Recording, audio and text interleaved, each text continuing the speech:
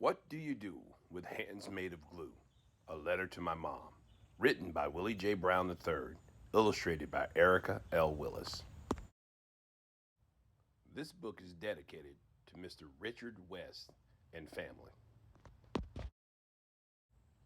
Uh-oh, Mom. I've done it again. Borrowing from another, my closest friend. But this time, Mom, I'm going to jail. Locked up for years in a cold, dark cell. Caught red-handed by Mr. Richard with marked bills in my possession. You taught me right from wrong. Guess I failed to learn those lessons. A man that trusted me inside of his home. A man that loved me like one of his own. A man that now has my future in the palm of his hand. This day could derail all future plans. I'm sorry, Mom, for letting you down, for embarrassing you privately and all over town. Someday when they release me, I'll emerge a changed man. Much older, much wiser, with no glue on my hands.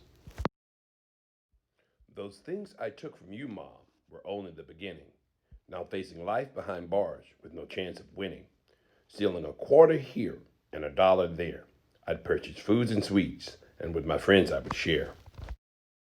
With each item I took, my confidence grew bold, increasing in value the items that I stole. But what do you do with hands made of glue when everything you walk by is attracted to you? A pencil, a pen, some shoes, a shirt. Taking things I wanted, causing sadness and hurt. A bike, a trike, some money, some books. I lost track of all the things my sticky hands took. But what do you do with hands made of glue? Hands that force you to take things not belonging to you. Hands that could hit a baseball as far as the eye could see. Hands that could possibly someday feed my family and me. How could an honor roll student, one of the smartest in school, be so careless and stupid, a law-breaking fool? How could a promising athlete that plays with precision allow himself to err in judgment, making such horrible decisions? I knew it was wrong, but what could I do? Hands seemingly made of the world's strongest glue. I knew it was wrong, but I could not seem to stop, and I'll now soon be surrounded by gun-wielding cops. While sitting behind bars, serving my time, I'll have time to reflect on why I committed such crimes. Was it my family that influenced what I've turned out to be? For violence, hate, and crime completely surrounded me. Just when I thought it was time for the cuffs, for the cops to yell at me and treat me all rough, Mr. Richard did something rather surprising and odd. He put his hands around me and he began to sob. He said, "Son, you've hurt me. Now what should I do?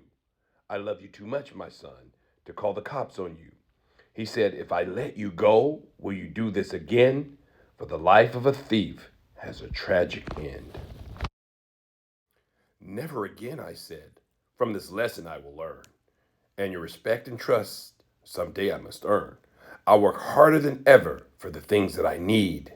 If given another chance, I know I will succeed." They say it takes a village to raise a successful kid. And that is most certainly what my community did. A life seemingly headed towards a tragic end became a triumphant example of a boy becoming a man. That little kid born with super glue on both hands is now a father, a husband, a man. He learned from that incident how to use hands of glue. Use them to work harder than others in all that you do. Use hands made of glue to stick to the plan. Use those same sticky hands to lift up the next man.